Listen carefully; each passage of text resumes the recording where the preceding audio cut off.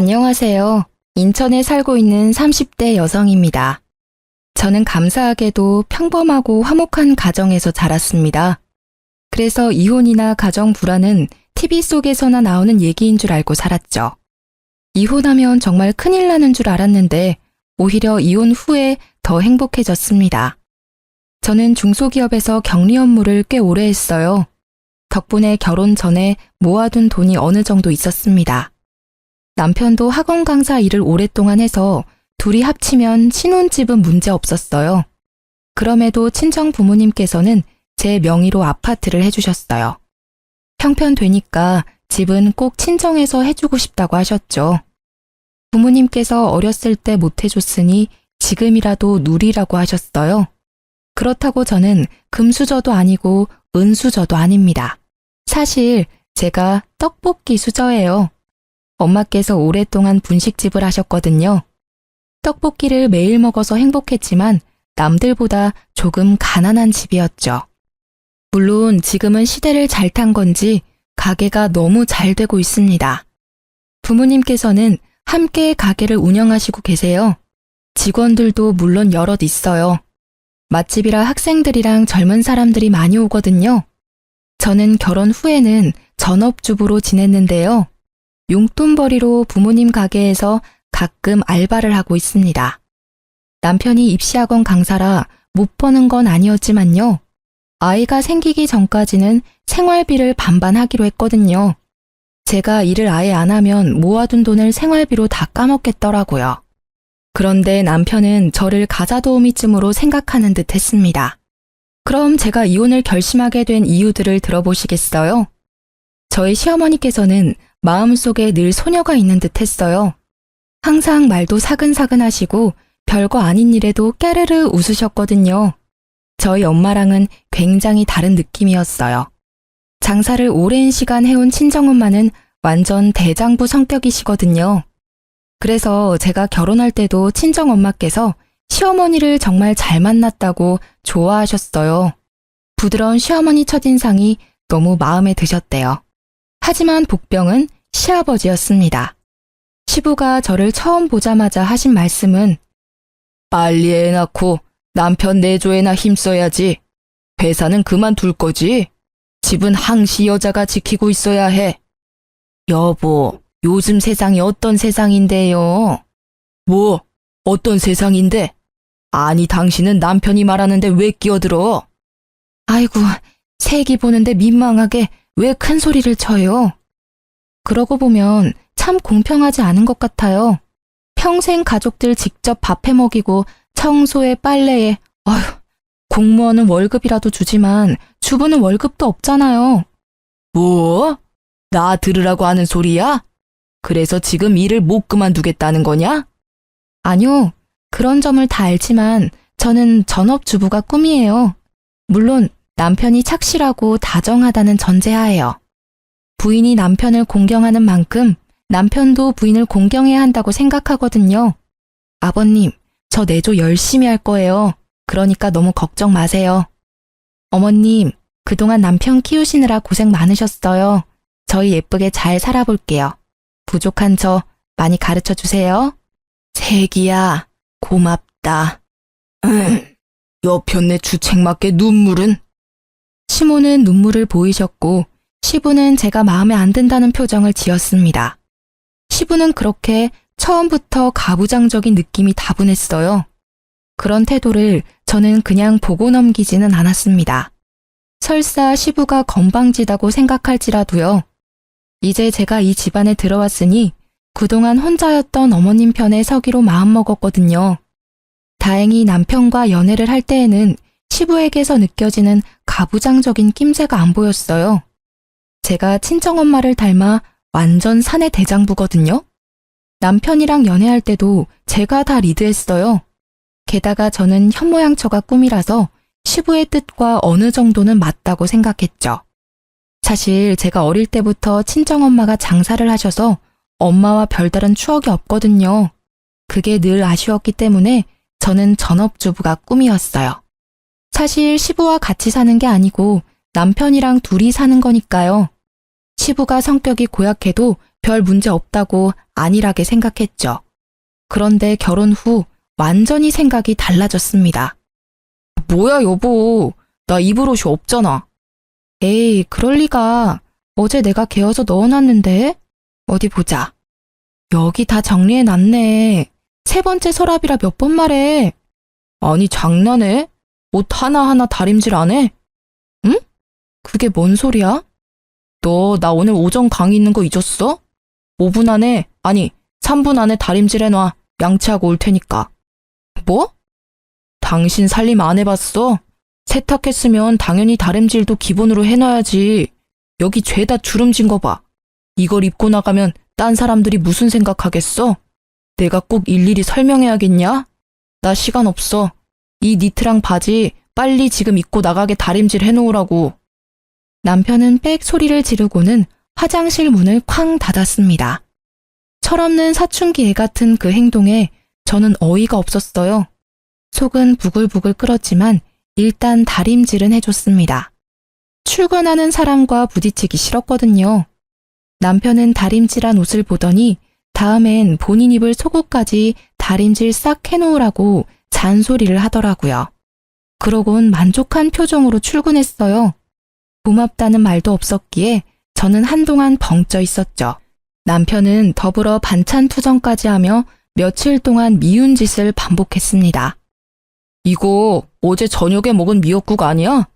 너 도대체 집에서 놀면서 제대로 하는 게 뭐 있냐? 당신 내가 차려주는 따뜻한 밥 먹으면서 그런 말이 나와? 요 며칠 왜 그렇게 말을 밉게 해? 열심히 돈 버는 신랑한테 어제 먹은 똑같은 국 먹이는 게 말이 돼? 우리 아버지가 그러셨는데 국은 딱 끓일 만큼 끓여서 먹는 거야. 아니 양 조절이 안 돼? 왜 저녁에 먹은 음식을 아침에 또 먹게 하냐고. 앞으로 주의해. 모르는 소리 하지 마. 다른 집들은 다 국 한 솥 끓여서 며칠씩 먹어. 그러기만 해봐. 그리고 내일부터는 점심 도시락 싸줘. 남편은 제 말을 무시하고 자기 할 말만 했어요. 아이씨, 반찬이 이게 뭐야? 계란말이, 일미, 멸치. 너무 부실하잖아. 너 혹시 생활비 아껴서 나 몰래 모으고 있어? 우리 아버지는 구첩반상 아니면 식사를 안 하셔. 네가 차린 음식들 정성이 있으면 내가 아무 말 안 해. 너 앞으로 구첩은 아니더라도 육첩반상까지는 무조건 해. 반찬 가지수는 적응하면서 점점 늘려가면 되니까. 남편이 날뛰는 모습을 보면서 저는 어디까지 하나 우선은 지켜봤어요. 누가 왜 이혼했냐 하면 집안일 때문이라 말하고 싶진 않았거든요. 전업주부인 제가 더 노력하면 싸울 일이 없을 거라고 생각했는데요. 문제는 시부였습니다. 원래 시부는 아침, 점심, 저녁 모두 구첩반상으로 먹는 분이세요. 가게에서 사온 반찬은 입도 안 대고 무조건 시모가 한 반찬에만 밥을 먹었죠. 제가 한 번은 시댁 가서 식사 준비를 도왔는데 시부는 제 반찬 손도 안 대더라고요. 신혼집 초대했을 때도 입맛에 안 맞다고 거의 안 드셨어요. 광적으로 어머님 손맛만 찾으셨죠. 그러면서 시부는 저희에게 평소에는 밥을 어떻게 차려 먹냐고 물었었어요. 신랑은 집에서는 간단히 먹거나 배달을 시켜 먹는다고 답했었죠. 돌이켜보니 아마 그 뒤로 남편이 구첩반상 타령했던 것 같아요. 내가 당신 식사 안 챙겨주는 사람도 아니잖아. 항상 나보다는 당신이 좋아하는 음식 위주로 요리했어. 혹시라도 메뉴 겹치지 않게 나름 정성을 쏟았다고. 근데 고맙다는 말은커녕 어디서 반찬 투정이야? 내가 네 엄마야? 내가 3살짜리 아들 키워? 말이 아가 다르고 어가 다른 건데 어쩜 그렇게 말을 얄밉게 말하니? 365일 어떻게 아버님처럼 구첩반상을 먹어? 그건 어머님이 대단하신 거야. 존경스럽지만 난 구첩이든 육첩이든 절대 못해. 육첩반상? 진짜 육갑 떨고 있다. 야, 너 말 다 했어? 그래. 저는 듣다 쌓인 게 다 폭발했어요. 참지 못하고 소리를 꽥 지르자 남편 눈이 휘둥그레지더군요. 아주 말끝마다 우리 아버지. 그럴 거면 당신 나랑 결혼 왜 했니? 내조는 개뿔. 지금부터는 국물도 없을 줄 알아. 앞으로 아침밥은 네 담당이야. 생활비도 반반 내고 있으니 전부 다 반반해도 불만 없지? 아침 너, 점심 각자, 저녁 나. 근데 이 여자가 미쳤나? 아, 어디 큰 소리야. 그리고 아침마다 바빠 죽겠는데 네 속옷까지 다리라고? 미쳤니? 심지어 부탁도 아니라 명령조로 뭐 하는 태도야? 내가 매일 반듯한 와이셔츠 준비해주는 걸로 모자랐어? 내가 아무리 내조한다 했어도 선은 좀 지켜줬으면 좋겠어. 정 원하면 너가 직접 다려 입던가. 야, 결혼할 때 네가 뭐라고 했냐? 일 그만두고 내조한다며. 우리 아버지가 이 정도는 기본이라고 했어. 넌 기본적인 것도 못하면서 무슨 내조를 언급해? 우리 엄마는 항상 군말 없이 매 끼니 준비하셨어. 게다가 평생 아버지 속옷 다림질 하셨고. 그러니까 나랑 결혼했으면 너도 지금부터 습관 잘 들여. 늙어서도 남편 사랑받고 살고 싶으면 말이야. 앞으로 손빨래 해서 꼭 다림질까지 잊지 말고 미리미리 해놓으라고. 알아들었어? 남편은 제가 따지자 질세라 더 큰 목소리로 따지더라고요. 사실 처음부터 남편이 좋게 얘기했으면 저도 타협점을 찾으려고 했을 거예요. 하지만 저를 계속 하대하는 남편을 가만히 두고 볼 수 없었습니다. 그래서 저는 남편을 따라 좀 유치해지기로 했어요. 다음 날 아침 저는 소리 지르는 남편을 보고 영문을 모른다는 듯 씩 웃었어요. 왜? 너 다림질을 도대체 어떻게 한 거야? 이 런닝구 새로 산 지 얼마 안 됐는데. 아, 중간에 구멍 났잖아. 아, 그래? 당신 옷 많으니까 다른 거 입으면 되잖아. 조심성 하고는. 아니, 근데 이게 다 뭐야? 왜? 또 문제 있어? 당신 그러다 늦겠다. 대충 입어. 옷이란 옷은 죄다 구멍 뚫려 있잖아. 그래? 뭐 어때? 한번 입어봐. 불편하면 내 거라도 입고 가던지. 당신 미쳤어? 갑자기 왜 그래? 설마 지금 나한테 복수하는 거야? 에이, 복수라니. 나 아직 시작도 안 했는데? 근데 당신 아침 준비 안 했네. 빨리 밥부터 차리지 그래? 야, 내가 아침을 왜 차려? 왜? 싫어? 그래, 싫다. 너 보니까 도시락도 준비 안 했지? 도시락 같은 소리 하네. 애초에 내가 해준 음식 별로 좋아하지도 않잖아. 너 사 먹는 거 좋아하니까 사 먹어. 왜? 도시락도 아버님이 그러라고 시켰냐? 그걸 어떻게 알았어? 아니, 아빠가 점심은 도시락 싸서 다니라잖아. 그래야 내가 네 음식에 길들여질 거라나 뭐라나. 아무튼 난 이제 네가 해주는 밥 평생 먹어야 하니까 바깥 음식에 내 입맛 맞추지 말라고 했어. 틀린 말 아니잖아. 우리 아버지는 절대 틀린 말씀 안 하셔. 뭐? 진짜 웃겨. 난 그럼 평생 네 밥 삼시세끼 챙기다가 죽어야 해? 내가 왜? 너 꼴도 보기 싫으니까 이 집에서 나가. 여기 우리 엄마가 해주신 집이야. 당장 나가라고. 뭐? 진짜 치사하게. 나 되게 치사해. 그래서 차마 우리 엄마가 사준 집에서 내가 하녀 취급당하는 거 참을 수가 없다. 게다가 생활비까지 반반 내고 있잖아. 그러니까 나가. 우리 깔끔하게 이혼하자. 아니 여보, 진짜 1억이야? 1억이야. 차라리 혼자 살지. 나가. 알았어. 나 일단 출근할 테니까 마음 풀어. 그러자 기세등등했던 모습은 거짓말처럼 사라졌습니다. 남편은 풀이 죽은 채로 구멍난 내일을 입고 출근하더군요. 저는 곧바로 집 비번도 바꾸고 친정으로 도망갔어요. 퇴근 후 도어락 비밀번호 때문에 집에 못 들어가자 남편은 친정에 찾아왔더라고요. 내가 잘못했어. 집에 가자. 너 얼굴에 미안함이라곤 1도 안 보여.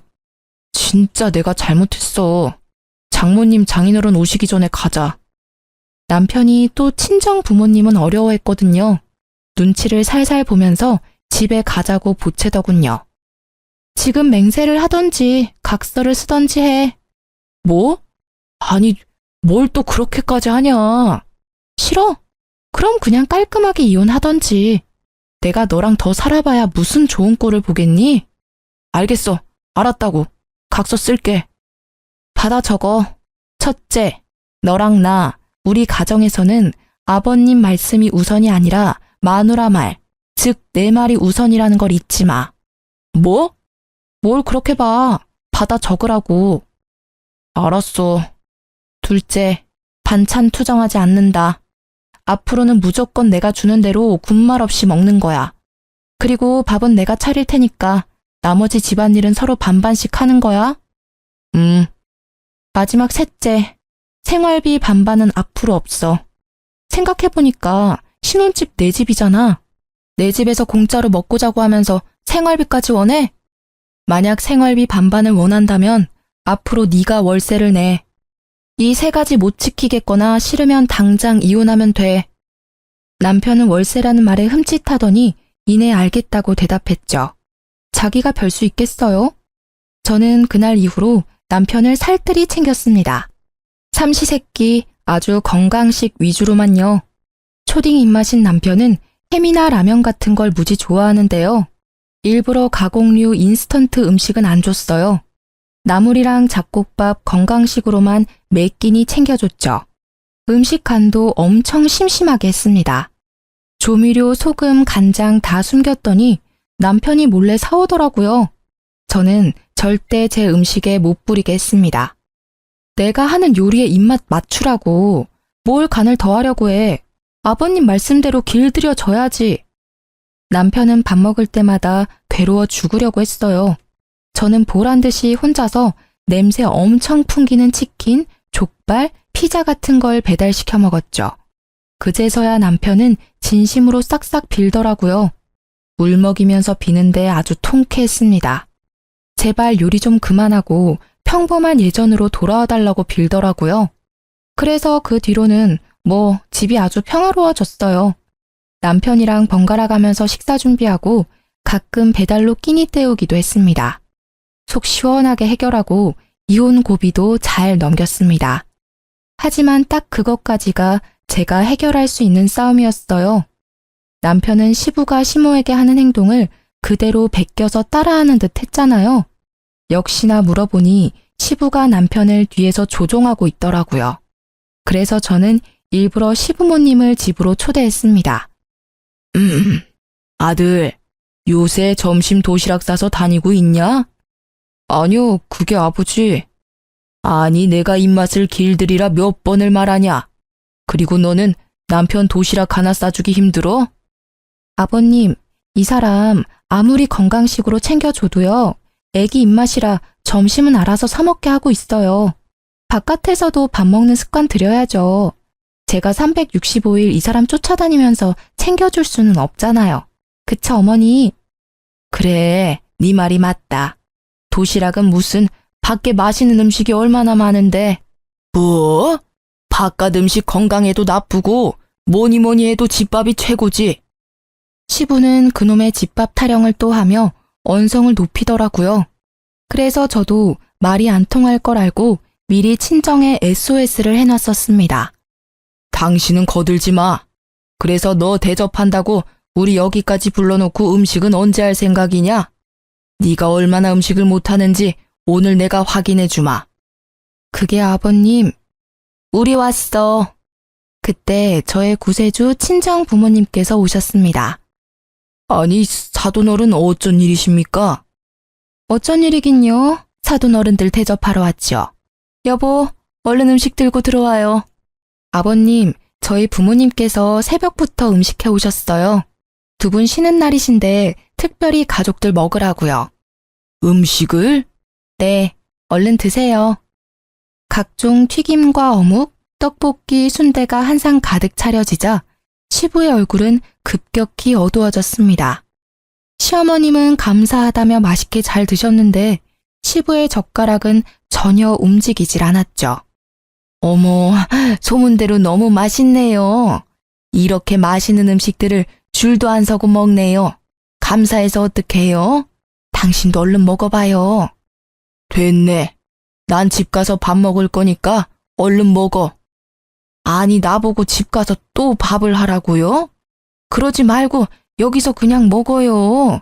준비해주신 사돈부부 성의도 있는데 당신도 참. 아니, 나는 집밥 먹을 거라니까. 굿젓반상. 시부는 고집을 부리며 안 먹더라고요. 남편은 그 와중에 또 눈치 없이 맛있게 먹었습니다. 사돈, 그러지 말고 떡볶이 한번 드셔보셔요. 글쎄, 난 안 먹는다니까요. 알겠습니다. 그럼 제가 구첩반상 해드리오리다.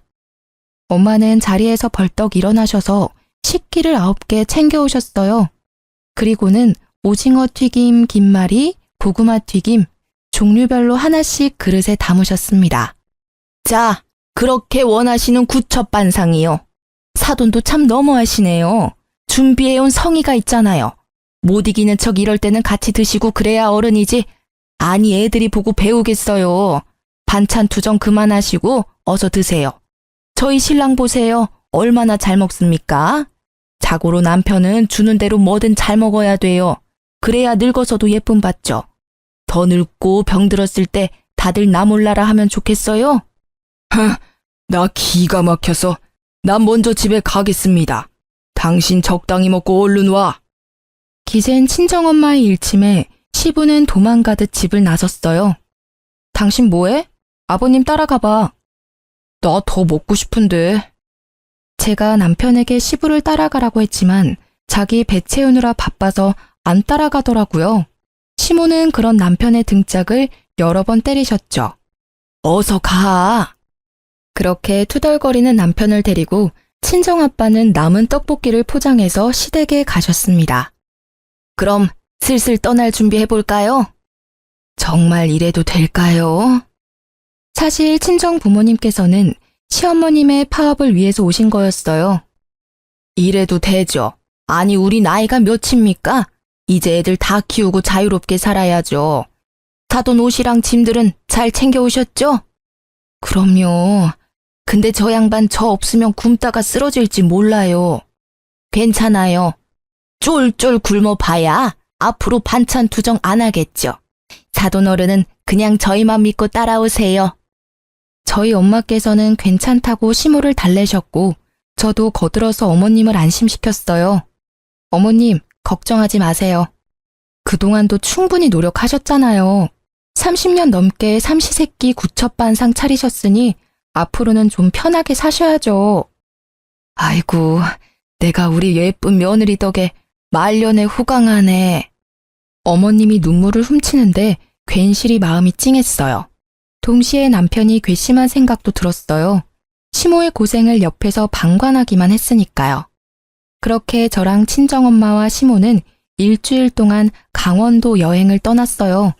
엄마께서는 가게와 시댁을 아빠에게 맡기셨죠. 친정아빠께 들어보니 시부는 처음에 정말 아무것도 먹질 않고 기다렸다네요. 그러다가 하루 지나자 해골 같은 얼굴로 냉장고를 뒤져서 시모가 해뒀던 반찬들을 먹었대요. 그리고 반찬이 다 떨어지자 시부는 정말 계속 굶었답니다. 그렇게 며칠이 지나자 남편이 전화로 난리를 부렸죠. 아니 엄마, 여행은 무슨 여행이야. 강원도 멀리도 갔네. 빨리 돌아와. 아빠 쓰러지시면 어떡해. 아빠가 엄마 올 때까지 절대 식사 안 하신대. 엄마가 어떻게 그래? 아무리 장모님이랑 그 사람이 가자 해도 엄마는 거절했어야지. 야 이놈아, 나는, 네 애미는 내가 평생 그 고생을 했는데 넌 지금도 네 아빠만 걱정돼? 아니 집에 밥이 없어 반찬이 없어. 하다못해 배달이라도 시켜 먹던가. 언제까지 내가 그 짓을 해야 돼? 엄마, 왜 그래? 엄마답지 않게. 나도 이제 좀 인간답게 살자. 못난 놈, 끊어. 시모는 설움을 터뜨리고 전화를 끊었어요. 저랑 엄마는 우는 시모를 달래면서도 착잡했죠. 어쩌면 그 모습이 저의 미래였을지도 모르니까요. 친정아빠께서는 장사하고 남은 떡볶이를 들고 매일 시댁으로 퇴근하셨어요.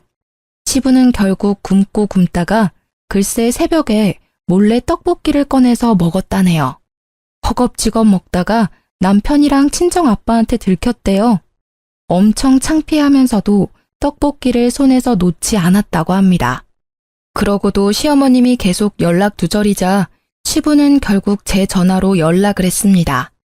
자기가 잘못했다며 울면서 시어머님 돌려보내라고 하셨죠. 어쩔 수 없이 시모는 전화를 바꿔 받으셨습니다. 여보세요? 당신이야? 그래요, 나예요. 창피하게 새애기한테 전화해서 뭐해요? 내가 잘못했네. 이렇게는 못 살아. 나야말로 그렇게 못 살아요. 어떻게 하면 돌아올래? 이대로 이혼할 거는 아니지? 우리 나이가 몇이야? 그동안 산 세월이 얼만데. 당신 반성하는 모습 안 보이면 난 못 가요. 뭐? 나 평생을 당신 위해서 살았잖아요. 이제 좀 그만했으면 좋겠어요. 나도 지쳐요. 오죽하면 며느리랑 사돈어른 따라 도피했겠어요. 내가 진짜 미안하네. 내가 어떻게 하면 집에 돌아올 거요? 약속해요. 당신이 약속 안 하면 난 못 가요. 무슨 약속? 나 이제 예전처럼 당신 못 챙겨요. 속옷도 못 다리겠고 당신 옷도 당신이 알아서 챙겨 입어요. 그래, 내 옷은 내가 챙겨 입을게. 그거면 돼? 아니요. 제일 중요한 밥 문제가 남았잖아요. 당신 30년을 나 부려먹었잖아요. 이제 그만 그쯤 하면 됐어요.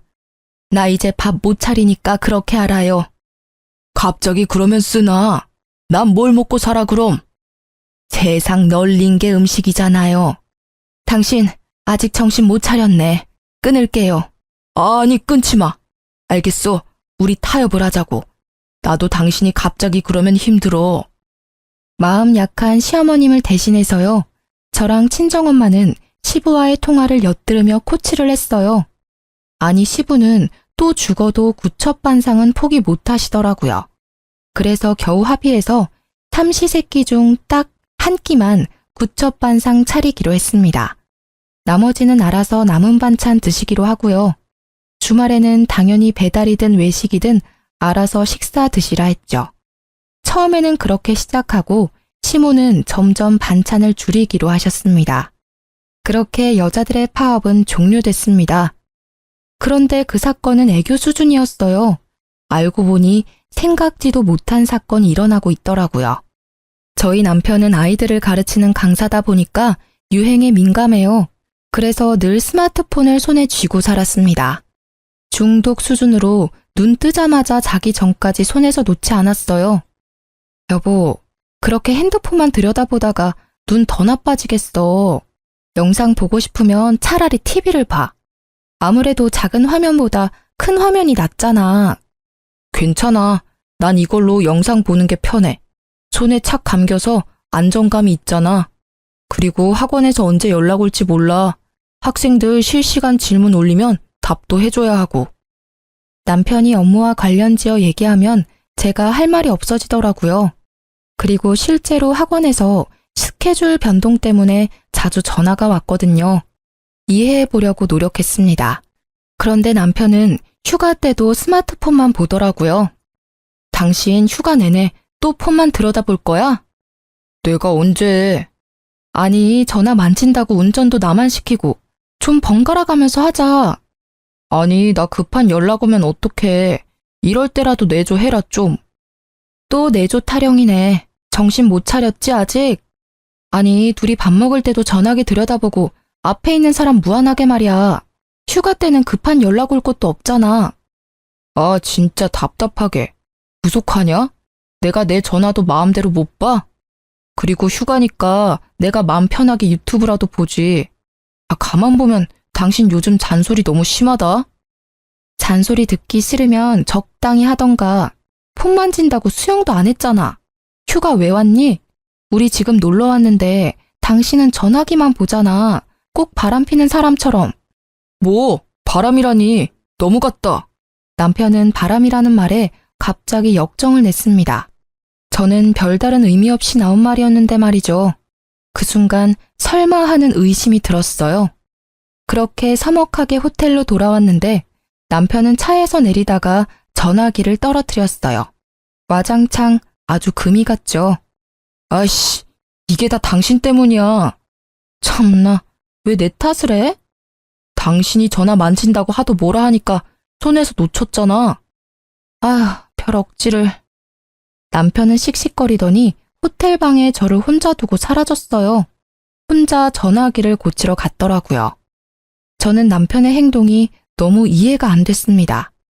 그러다 곰곰이 생각해보니까 남편에게는 좀 더 큰 화면인 태블릿도 있었는데요. 업무는 그 태블릿으로도 충분한 걸 뒤늦게 전 깨달았죠. 도대체 전화로 뭘 하고 있는지 걱정됐죠. 처음엔 저 몰래 주식이나 투자라도 하나 싶었습니다. 그렇게 남편이 잠들었을 때 몰래 봤더니 글쎄 바람을 피고 있더라고요. 제가 그런 걸 뒤져보는 성격도 아니라서 남편은 비번을 자기 생일로 해놨더라고요. 그게 무슨 자신감과 뻔뻔함인지 열이 뻗쳤어요. 남편 전화에는 채팅 어플이 여러 개 있었습니다. 하나하나 들어가 보니 남편은 그동안 총각 행세를 하고 다녔더라고요. 처음엔 어떤 몹쓸 것들이 남의 남자랑 붙어먹냐고 생각했는데요. 그 여자들은 남편이 유부남이라는 걸 까맣게 모르고 있더라고요. 저는 대화 내용 하나하나 다 캡처하고 남편이 절대 발뺌할 수 없게 증거를 수집했습니다. 한동안 자주 남편 강의 시간이 바뀌었는데 그것도 여자들이랑 데이트하기 위해서였어요. 저는 이미 충격받은 상태였는데 남편에게 보낸 시부의 문자에 더 큰 충격에 빠졌습니다. 다 늙어서 추하게 바람피는 것보다 지금 젊을 때 여러 만나는 게 낫다. 남자는 다 그런 거야. 양심에 찔릴 필요도 없다. 지금 부지런히 여자 만나고 다녀야 안 사람이랑 관계도 더 좋아진다. 지금껏 네 엄마 하나 보고 살아온 나를 봐라. 뭐가 남았냐? 얼마나 후회스러운지 아냐? 지금 충분히 즐겨라. 그 문자에 또 남편은 알겠다고 존경한다고 답했더라고요. 정말 뒷목 잡고 쓰러질 뻔했어요. 시부는 도대체 남편을 어디까지 조종하나 싶었죠. 결국은 조종한다 해도 남편의 의지로 바람핀 거지만요. 저는 결혼 전 남편에게 분명히 말했었어요. 절대 바람만큼은 참을 수 없다고요. 바람핀 거 들키면 무조건 이혼이라 선언했었죠. 그치만 남편은 너무 쉽게 제 경고를 무시했습니다. 저는 남편이 여자들과 채팅한 것들과 문자 내용을 다 프린트했어요. 그리고 남편 학원 앞에서 전단지처럼 나눠줬습니다. 저희 집 떡볶이 50% 할인 쿠폰 같이 붙여서요. 처음에는 다들 떡볶이집 홍보인 줄 알고 받아갔어요. 학생들도 지나가는 동네 사람들도 잘 받아갔습니다. 그러다 전단지 내용을 보고 사람들이 저를 힐끔힐끔 쳐다보더라고요. 대부분 저와 아는 얼굴들이었거든요. 사람들은 대신 욕을 해주기도 하고 제 등을 토닥거리며 가기도 했죠. 뒤늦게 소식이 들었는지 남편은 짝짝이 슬리퍼를 신고 급히 뛰쳐나왔더라고요. 당신 뭐 하는 거야? 아, 안녕하세요. 이제 곧 저랑 이혼하실 분이시네요? 자, 떡볶이 쿠폰이라도 챙겨요. 남편은 제가 내민 전단지 내용을 보고 돌처럼 굳더라고요. 지금 이걸 나눠주고 있었던 거야? 얼마나 나눠줬는데? 당신 미쳤어? 돌았어? 나 학원 잘려 이러다가. 어쩌라고. 네 같은 인간이 애들 가르칠 자격이 있어? 너 대학생들한테도 용돈 준다고 껄떡거렸더라? 조용히 못해? 조용히 못해. 왜 총각인 척 바람피다가 들키니까 쪽팔리냐? 저는 보란듯이 고래고래 소리를 질렀습니다. 남편은 쪽팔린 듯 얼굴을 가리고 학원으로 다시 사라지더라고요. 통쾌하면서도 마음 한켠은 쓰라리더라고요. 결국 제 얼굴에 침 뱉는 꼴이니까요. 그쯤 하면 소문이 날 대로 났을 거라 생각하고 전 친정으로 돌아갔습니다. 친정 부모님은 당장 남편을 죽이네 마네 하셨는데요. 저는 이상하게 차분해지더라고요. 엄마, 아빠, 화 가라앉히세요. 내가 복수 다 했어. 아, 현재 진행형이라 복수는 계속 할 거야. 잘 됐지 뭐. 어차피 나랑 이어질 인연이 아니었던 거야. 결혼하고 돌변했을 때 진작 이혼했어야 했나 봐. 너무 질질 끌다가 지금 더러운 꼴 다 본 것 같아요. 나 사실 엄마 아빠처럼 예쁘게 살고 싶었거든요. 근데 난 그건 글렀나 보다. 그냥 평생 엄마 아빠랑 즐겁게 살아야지 뭐. 떡볶이집 딸로 돌아가야지. 내 원래 삶으로 돌아가는 것 뿐이니까 괜찮아. 엄마 아빠는 그런 저를 부둥켜 안고 한참을 우셨어요. 그렇게 한바탕 울고 나자 힘이 또 생기더라고요. 남편은 창피함도 창피함이지만요. 학부모 항의로 다음날 바로 학원에서 잘렸어요. 그리고 신혼집에서도 제가 쫓아내서 시댁에 갔다더라고요. 시부한테는 제가 들켰다고 혼나고 시모한테는 바람 폈다고 쫓겨났죠. 게다가 저는 떡볶이 수저라 이 주변 학교 아이들이랑 친하거든요. 남편은 강사도 잘리고 길 가다가 애들한테도 불륜남이라 놀림거리가 되었습니다. 아이들이 떡볶이 먹으러 오면요. 해맑게 제게 이야기를 전해줬어요. 이모, 저희가 대신 복수했어요. 잘 있죠? 저는 이혼 준비하고 있다고 시모에게 알렸습니다. 그리고 시부가 남편에게 바람피라고 종용했던 말들을 빠짐없이 시모에게 다 전달했어요. 미안하다, 아가. 내가 미안해. 이런 집안이라 세아가 너무 미안하다.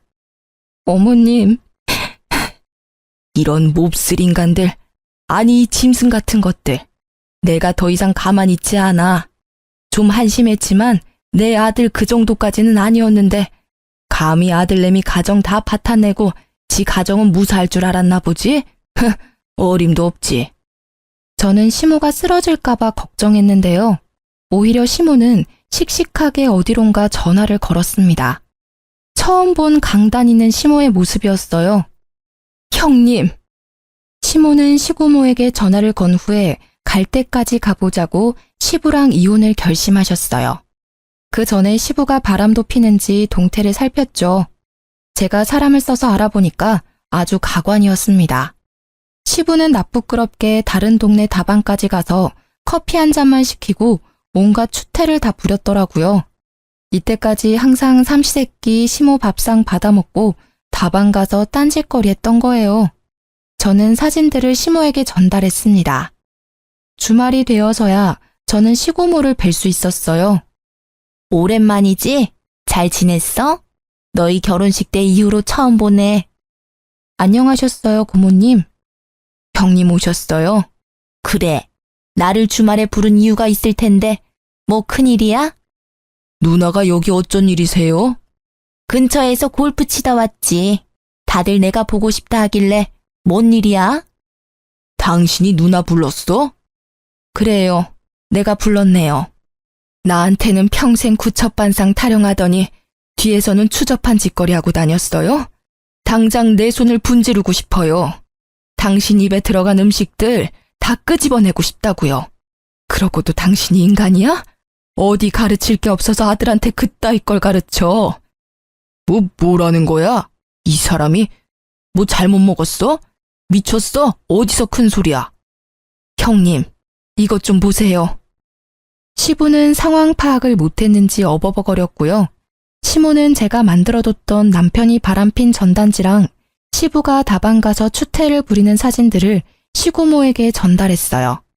시고모는 그것들을 보더니 1초의 망설임도 없이 허겁지겁 밖으로 달려나가셨죠. 아니, 당신 도대체 누님한테 뭘 보여준 거야? 시부는 그제서야 시고모가 본 것들을 확인하고 세상 무너진 얼굴을 했습니다. 시고모는 어느새 골프채를 꺼내들고 집 안으로 들어오셨어요. 너 내가 바람 피는 인간들 극혐하는 거 알아 몰라? 바람을 펴? 네가? 몇십 년을 부인밥 얻어먹으며 산 네가? 이 기생충만도 못한 게? 알고 보니 시고모도 시고모부 바람으로 이혼을 했더라고요. 지울 수 없는 시고모의 아픈 상처를 시부가 건든 거예요. 시고모께서 바람하면 정말 치를 떨고 친동생이라도 가만 안 둘 성격이란 걸 시모는 알았던 거죠. 골프채를 피하며 도망 다니는 시부의 모습을 보고 저는 하마터면 웃음이 터질 뻔했어요. 시부는 조금이라도 맞고 싶지 않다고 아주 잽싸게 도망치더군요. 나중에 시모한테 들었는데 시부는 어렸을 때 부모님 말을 더럽게 안 들었대요. 그래서 말이 안 통하니 시고모가 엄청 때리면서 키웠대요. 한 번은 시고모께 맞아서 손목이 부러졌다네요. 가게에서 도둑질하다가요. 시부는 나이가 많이 들었지만 또 그런 일 생길까봐 얼굴이 노래졌더라고요. 너 이 집 당장 반납하고 썩 꺼져. 고생을 안 해보고 사니까 세상에 아주 꽃밭이지? 누나! 누나라고도 부르지 마 이놈아. 게다가 상상도 못했는데 시댁 집이 시고모 명의로 된 집이었어요. 딱히 능력 없는 시부한테 시고모가 열심히 살라고 준 거였죠. 명의는 그대로 시고모 거였고요. 시고모는 당장 자기 집에서 나가라고 시부를 향해 골프채를 계속 휘둘렀어요. 시부는 맨발로 쫓겨나고 말았죠. 마당에서 시부는 계속 빌었어요. 시고모는 무시하더라고요. 야, 이런 몹쓸 놈아. 네 마누라한테나 용서를 빌어? 그러자 제가 있는 것도 아랑곳하지 않고 시부는 무릎을 꿇고요. 시모 바지가랑이를 잡고 빌었어요. 잘못했어요, 여보. 당신이 좀 누님 말려봐요. 당신은 평생 죗값 치러도 모자랄 거예요. 주접스러운 그 손 치우고요. 새아가한테 똑바로 사과나 하세요. 새아가, 미안하다. 내가 생각이 짧았다. 나는 진짜 걔가 그럴 줄은 몰랐어. 이제 새아가라고 부르지 마세요. 저 이제 이혼하거든요.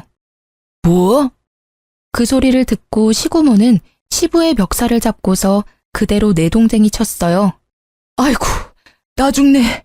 누나, 나도 이제 늙었다고요. 그렇게 한바탕 멱살잡이가 끝나고요. 남편도 뒤늦게 시댁에 도착했습니다. 시고모는 냅다 남편 뺨을 갈겼죠. 고모? 이 못난 놈. 지금 저는 이혼을 무사히 한 상태입니다. 시부가 절대 이혼 못 해준다고 버텨서 시어머니께서는 이혼 소송 중이시고요. 시모는 현재 저희 엄마 가게에서 일하고 계세요. 사실 지금은 편하게 이모라고 부르고 있습니다. 이혼을 했으니 계속 어머님이라고 부르기도 서로 불편했거든요. 먼저 이모라고 부르라고 말씀해 주셨어요. 이모는 난생 처음 본인 손으로 일하시고 월급도 받으니 사람 사는 것 같으시대요. 쉬는 날 저희 친정엄마랑 놀러 다니시고 새 인생 살고 계십니다. 저는 비록 남편을 잃었지만 그래도 친정엄마께는 좋은 친구가 생겼죠. 시고모께서는 내쫓았는데도 시부가 자꾸 돌아와서요. 청소, 빨래, 집안일을 모두 시부에게 시키고 있다고 하네요. 정신머리 교육을 단단히 시키신다고 하셨어요. 이제 전 시부는 밥도 알아서 지어서 차려 먹는다 합니다. 전 남편은 시부의 말이면 끔뻑 죽었었는데요. 시부 말대로 하다가 학원 강사도 잘리고 이혼당하자 시부한테 엄청 대들었대요. 그러고는 혼자 살겠다고 지방으로 도망갔죠. 또 시부는 모든 게 제 탓이라며 저를 찾아왔더라고요. 내 인연 전부 네 탓이야. 너만 없었어도, 너만 우리 집에 안 들어왔어도 내가 평생 구첩반상 먹으면서 아들 존경받으며 살았을 텐데 너 이리 와. 시부는 저에게 달려들더라고요. 그 순간 어디서 학생들이 튀어나왔는지 제 앞을 가로막았습니다. 할아버지, 지금 뭐 하세요? 아, 이런 늙은이 영감탱이. 노망났나? 하지만 저는 이 동네 소문난 떡볶이 수저입니다. 제가 서비스를 남다르게 줘서 학생들이 절 좋아하거든요. 또 하필 조금 노는 학생들한테 딱 걸려서 시부는 잔뜩 겁을 먹었더라고요. 사실 저는 늙은 시부 무섭지도 않았고 우스웠는데요. 학생들이 도와주니까 내가 헛살지는 않았구나 생각 들고 뿌듯했어요. 덩치 큰 고등학생들한테 둘러싸이자 시부는 아주 사지를 덜덜 떨면서 도망갔습니다. 그 이후로는 다시는 제 근처에 얼씬도 안 해요. 물론 도와준 아이들은 이후에 음료수 서비스 줬습니다. 그리고 저는 전 남편이 괘씸해서 계속 추적했어요. 변호사한테 미리 물어보고 고소 안 당할 만큼만 남편을 골려댔죠. 남편 이름 석자만 안 적었지 추측 가능하게끔 인터넷에 글을 올렸거든요. 전 남편이 옮긴 지방 학원의 학부모들 그리고 학생들은 제 글을 보고요. 귀신같이 남편을 찾았습니다. 그래서 전 남편은 옮기는 학원마다 잘렸어요. 그러다 얼마 전 전 남편이 저희 가게에 찾아왔습니다. 제발 글 좀 내려달라고 저한테 빌고 또 빌더라고요. 내가 잘못했어. 정말 내가 죽을 죄를 지었어. 나 밥은 먹고 살아야 할 거 아니야. 어? 제발 나 한 번만 봐줘. 엄마, 이 사람 좀 말려봐요. 나 피 말라 죽겠어요. 시모는 그걸 보고 한심한 얼굴을 하면서도 또 속상해 보였어요. 그렇지만 시모는 냉정하게 아들을 모르는 척했습니다. 죄송하지만 누구신지요? 전 남편은 오열하더라고요. 저는 흙탕물에 드러누워서 우는 남편을 보고 앞으로 똑바로 살으라고 한마디 해줬습니다. 이쯤 하면 됐다 싶어서 인터넷에 쓴 글도 전부 내렸어요. 지금은 어느 학원으로 옮겼는지도 알아보지 않고 있어요. 전 남편이 시모한테 빌붙을까봐 걱정이었거든요. 지 앞가림은 하고 살아라고 선심 썼죠 뭐. 저는 이제야 다 해결해서 당분간은 혼자 여행을 다녀올 예정입니다. 비행기에서 정신없이 사연 적었네요. 전 남편한테 받은 위자료로 금융치료라도 받으려고요. 다녀와서는 예전처럼 부모님 가게에서 일하며 지낼 거예요. 돈 때문은 아니고 가게에서 애들 만나는 게 전 너무 좋거든요. 아이들은 티 없이 맑잖아요. 앞으로도 저는 그렇게 소소하게 행복한 것들 하면서 제 인생 살 거예요. 아참, 그리고 다 지나고 나서야 친정엄마께서 제게 얘기해 주신 게 있어요. 혹시라도 저 함부로 무시 안 당하게끔 신혼집을 제 명의로 해주신 거였다고요. 저는 친정 부모님이 아니었다면 결혼 생활도 이혼도 다 못 버텼을 것 같네요. 열심히 효도도 하면서 살아야겠죠? 긴 사연 들어주셔서 정말 감사합니다. 여러분도 본인의 삶 찾아서 행복하게 사세요.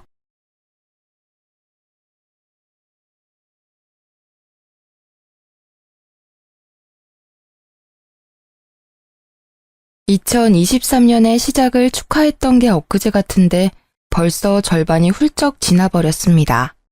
작년과 비교했을 때 여러분의 지난 6개월은 어떠셨나요? 저의 지난 6개월은 엄청난 행운이 찾아온 건 아니지만 작년에 힘들고 괴로웠던 일이 많았던 터라 올해는 소소한 일상 자체가 큰 행복으로 다가오네요. 앞으로 남은 날도 큰 행운보다는 일상의 작은 행복으로 잘 마무리되었으면 좋겠습니다. 한 해의 절반인 6월을 마무리하며 작년 6월의 사건이 생각나 사연을 보내게 되었어요. 글솜씨가 부족하고 재미없어도 끝까지 들어주셨으면 좋겠습니다. 본격적인 이야기를 하기 전에 제 소개를 해야겠네요.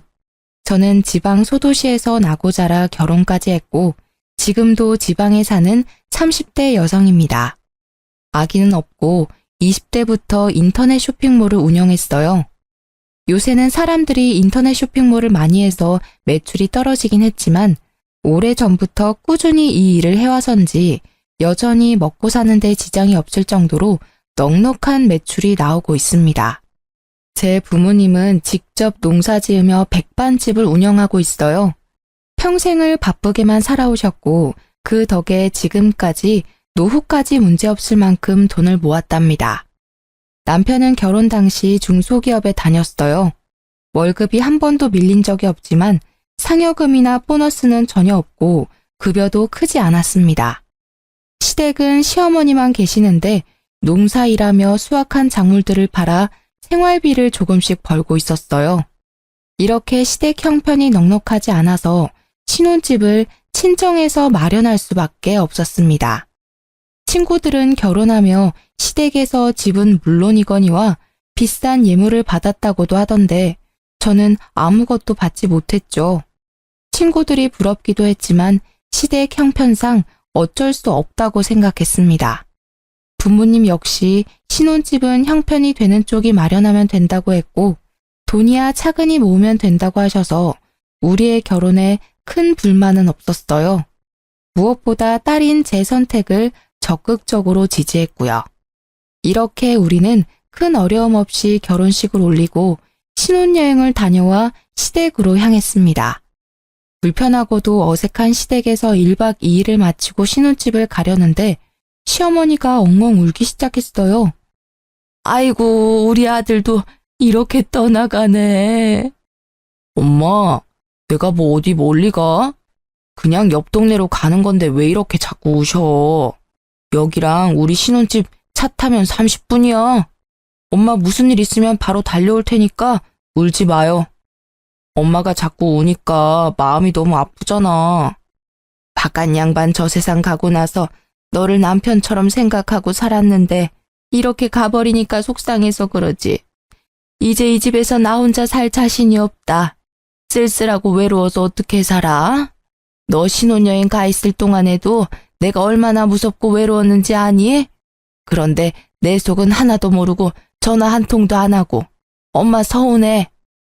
핸드폰 배터리가 다 돼서 연락 못했어요. 엄마 미안. 그래도 속으로는 매일 엄마 생각하고 있었어. 노느라 정신 팔린 건 아니고 아무리 신혼 재미가 좋아도 이 엄마한테 연락하는 거 잊지 마. 엄마가 널 아들 이상으로 생각하는 거 알지? 그럼 알죠. 걱정하지 마요. 결혼해도 지희랑 종종 놀러 올게. 당연히 그래야지. 이 시험이 혼자 시골에서 사는데 아들 며느리가 안 오면 쓰나.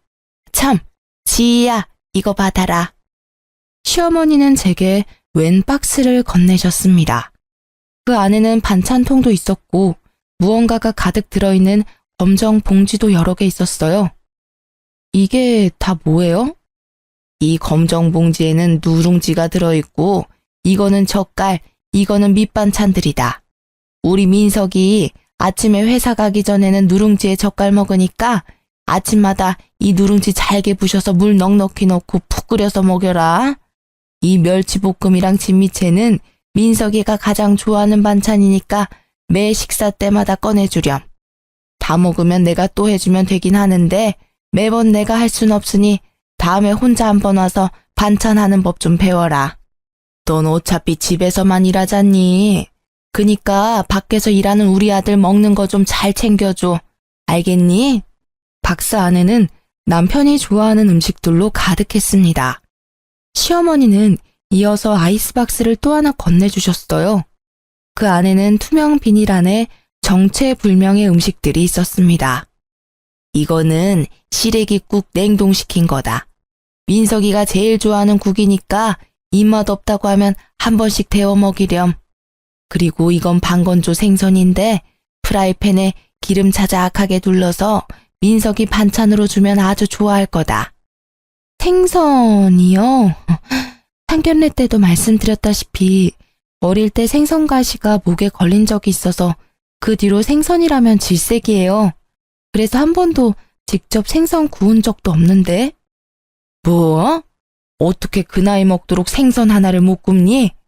그냥 기름 자작하게 둘러서 생선 놓고 구우면 돼.